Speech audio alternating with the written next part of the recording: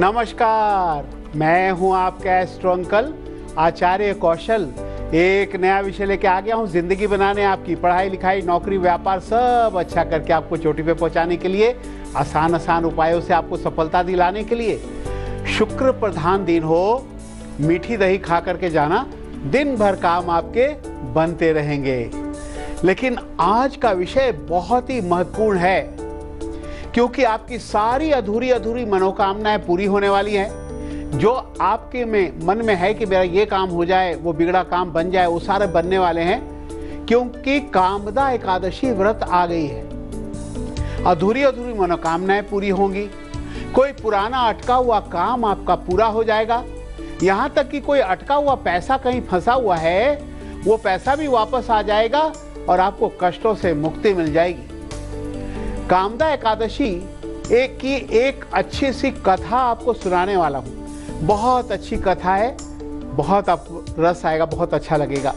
भगवान जी की कथा है। तो चैत्र मास की शुक्ल पक्ष की एकादशी को कामदा एकादशी मनाई जाती है। और यह एकादशी जो है फल देने वाली एकादशी है, फलदा एकादशी भी बोलते हैं इसे। यह एकादशी शुक्रवार 7 अप्रैल को पड़ी है। इस पर भाई एक तो शुक्र ग्रह और शुक्रवार विष्णु दिन भगवान का दिन, एकादशी विष्णु भगवान का दिन, और कृष्ण जी ने कहा था कि इस व्रत को करना चाहिए। तो इस पर विष्णु भगवान का व्रत किया जाता है, विष्णु भगवान की पूजा की जाती है। इस व्रत को करने से हर तरह के दुखों से, कष्टों से मुक्ति मिलती है। और आपको कोई भी आपकी अधूरी मनोकामना हो, बहुत दिन से पूरी नहीं हो पा रही हो, तो भगवान विष्णु इसे जरूर पूरी करते हैं। इसलिए इसे फलदा एकादशी या कामदा एकादशी कहा जाता है। इस एकादशी के व्रत पूजा करने से मनोकामना गारंटी के साथ पूरी होती है। आपको धन दौलत शिक्षा सबकी अधूरी मनोकामना पूरी होने वाली है। अगर आपका पति या आपका बच्चा बुरी आदतों का शिकार है या उसकी प्रवृत्ति राक्षसी प्रवृत्ति हो गई है, तो वो भी सुधर सकता है ना। वे मांस मदिरा का सेवन करते हैं, नशे का सेवन करते हैं, राक्षसी प्रवृत्ति हो जाती है, उससे भी सुधारा जा सकता है कामदा एकादशी का व्रत करके। इस व्रत पूजा की एक कथा भी आपको सुनाएंगे, जो कि श्री कृष्ण ने पांडव पुत्र धर्मराज युधिष्ठिर को सुनाई थी। हाँ, वो कथा सुनाऊंगा। चलिए आगे बढ़ते हैं, 3 राशियां लेते हैं, सुनाते हैं मेष वृषभ और मिथुन का हाल। मेष राशि वालों, नए काम का सुझाव मिलेगा, अच्छा सुझाव होगा, सुझाव मान जाना। व्यापार चलेगा, नौकरी अच्छी चलेगी, इससे पढ़ाई नौकरी में भी काफी लाभ होगा। माता दुर्गा को शक्कर चढ़ा देना, सारे काम दिन भर बनते रहेंगे। वृषभ राशि वालों के लिए दिमागी परेशानी, जो टेंशन है ना, वो दूर होने वाली है। नौकरी में लाभ दिखेगा, दिन खुशी से आपका बीतेगा। दुर्गा माँ को एक पेड़ा चढ़ा लेना और प्रसाद खा लेना, सारे काम बनेंगे। मिथुन राशि वालों के लिए क्या कहना, अधूरा काम बनता ही चला जाएगा और कुछ नए मित्र आपके बनने वाले हैं। लेकिन एक चीज ध्यान रखें, घर में शांति बनाए रखें, लड़ना झगड़ना छोड़ दीजिए। और लक्ष्मी जी को दूध की खीर चढ़ाना, दिन भर काम आपके बनते रहेंगे। तो बात कामदा एकादशी फलदा एकादशी की हो रही है, और कृष्ण जी ने एक कथा सुनाई थी। कृष्ण जी आए हुए हैं, इनके बारे में बताना भी है। लक्ष्मी जी आए हुए हैं, शुक्रवार का दिन है, लक्ष्मी का दिन है। खास बच्चों का ये क्या है बताने वाला हूँ। आपके 2 मेल लेने हैं, अमृत मंथन का महा उपाय, हेल्थ टिप्स भी है। बहुत अच्छा कार्यक्रम, सारा कार्यक्रम को आपको लगातार देखना पड़ेगा। अब जो है कामदा एकादशी की व्रत विधि आखिर है क्या, ये भी बताना जरूरी है। देखिए, एकादशी को इसे निर्जला व्रत की तरह किया जाता है। 7 अप्रैल शुक्रवार सुबह स्नान करके सफेद पवित्र वस्त्र धारण करेंगे और विष्णु देव की पूजा करेंगे। विष्णुदेव को पीले गेंदे के फूल, आम, खरबूज, तिल, दूध, पेड़ा चढ़ाएंगे और ओम नमो भगवते वासुदेवाय का जाप करेंगे और एक मंदिर के पुजारी को भोजन भिजवाएंगे, भोजन करवाएंगे, उन्हें दक्षिणा भी देंगे, तब जाके ये फलदा एकादशी का फल आपको मिलेगा, कामदा एकादशी का फल आपको मिलेगा, आपकी अधूरी मनोकामनाएं पूरी होंगी। चलिए आगे बढ़ते हैं, 3 और राशियां लेते हैं, सुनाते हैं कर्क, सिंह और कन्या का हाल। कर्क राशि वालों, उलझन दूर होने का योग बनेगा, धन लाभ का योग है, पढ़ाई या काम पर ध्यान देंगे तो बहुत अच्छा रहेगा। अब शनि जी को लड्डू का भोग लगाना, सारे काम बनेंगे।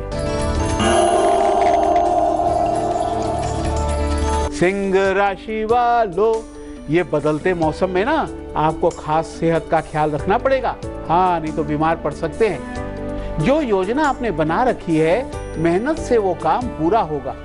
दुर्गा जी को सेब चढ़ाना, सारे काम बनेंगे। कन्या राशि वालों, कन्या राशि वालों के लिए मन उदास सा है, लेकिन थोड़ा खुश हो जाओ, है ना, क्योंकि खुश रहने से काम बनेंगे। पढ़ाई में आलस बिल्कुल ना करें, प्रभु की बड़ी कृपा है। आपको एक काम करना पड़ेगा, मम्मी पापा की बात सुनेंगे ना और लक्ष्मी जी की पूजा पाठ करेंगे, उनको थोड़ा दूध चढ़ाएंगे, सारे काम बनते जाएंगे। तो भाई बारी मेल लेने की आ गई। ये मेल आया है भीलवाड़ा राजस्थान से, विकास का। इनकी डेट ऑफ बर्थ है 6/3/95। बड़ी कम उम्र में ही कहते सगाई हो गई है, लेकिन क्या एस्ट्रो अंकल जिससे मेरी सगाई उससे मैं शादी कर लूं, क्या मेरा वैवाहिक जीवन सुखी रहेगा? अरे बिल्कुल रहेगा। पहली बात तो इतनी जल्दी शादी करने की कोई ज़रूरत नहीं थी, लेकिन अभी तो आपका पूरा करियर पड़ा हुआ है, तो खैर कोई बात नहीं। जो है शादी थोड़ा देर से करना, क्योंकि अभी 2 साल ना करें तो अच्छा है, और आपने कैरियर पे ध्यान देंगे तो अच्छा है। आपको ये काम करना है कि एक क्रिस्टल की माला धारण करनी है, शुक्रवार का व्रत करना है, लक्ष्मी और विष्णु जी की पूजा पाठ करनी है। जो आप चाह रहे हो वो ठीक है, कोई दिक्कत नहीं है, उस शादी को आप निभा सकते हैं। आप जो है सुखी रहोगे, दुखी नहीं रहोगे। बारी एग्जामिनेशन टिप्स की आने वाली है, बहुत अच्छा एग्जाम जाएगा। हाँ, लेकिन कामदा एकादशी का व्रत की कथा सुनाता हूँ, ध्यान से सुनना, क्योंकि यह कथा कृष्ण जी ने सुनाई थी, है ना। तो कृष्ण जी ने सुनाई थी, तो भाई कौन सी कथा है? कथा ऐसी है कि एक पुंडरीक नाम का नागों का एक राज्य था, है ना। पुंडरीक नामक एक राज्य था और राजा का नाम भी पुंडरीक था, और वो नागों का राज्य था। यह राज्य बहुत वैभवशाली, संपन्न, सब लोग सुख सुविधा से आराम से रह रहे थे। तो इसी वजह से इस राज्य में अप्सराएं रहती थी, गंधर्व रहते थे, किन्नर रहते थे, और सब खुश रहते थे। तो उस राज्य में ललिता नाम की अति सुंदर एक अप्सरा रहती थी, और उसके पति का नाम ललित था, वो गंधर्व था।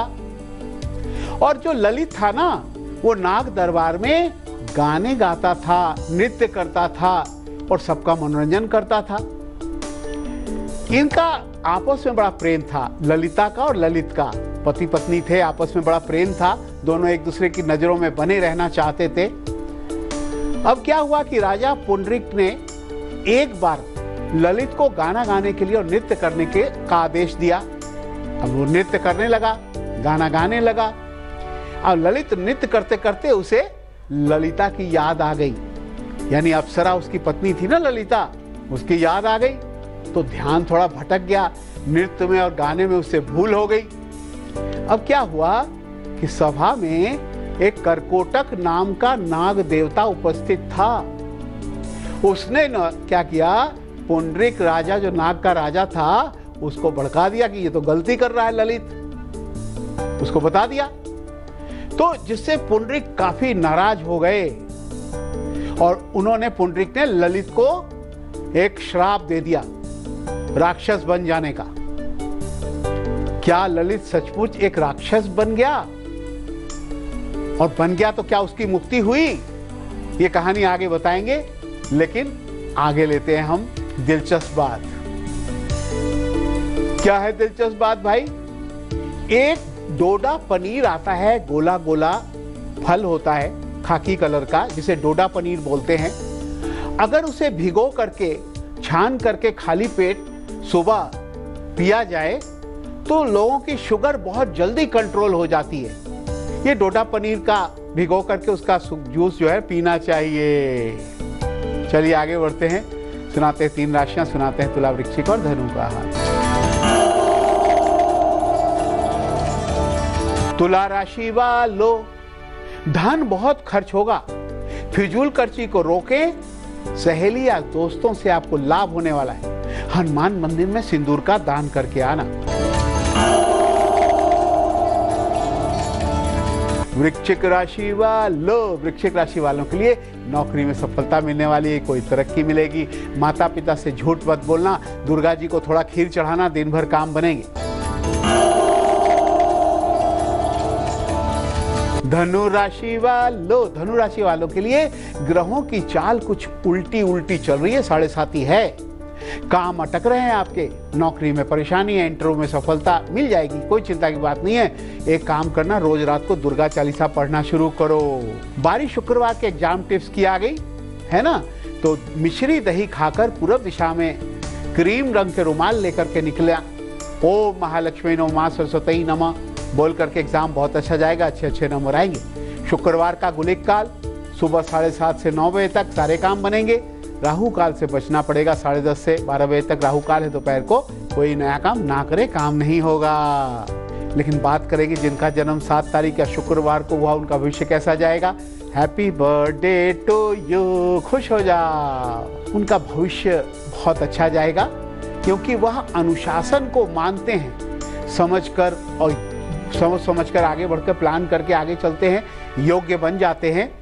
लेकिन अगर उनकी योजना है ना, बहुत अच्छी होती है, क्योंकि वो बुद्धि लगा के योजना बनाते हैं, बुद्धि अच्छी होती है, धार्मिक, भावुक और स्थिर मन के होते हैं। ऐसे लोग पुलिस, सेना, मार्केटिंग, होटल लाइन, स्पोर्ट्स आदि में पेशा अपनाएं तो बहुत पैसे कमाते हैं, पूजा पाठ बहुत करते हैं। इनको अपने काम में बहुत धन लाभ होता रहेगा। शुक्रवार को तुलसी का एक हरा पत्ता गुलाब जल में से धो करके जेब में रखें, पर्स में रखें, सारे काम आपके बनते रहेंगे।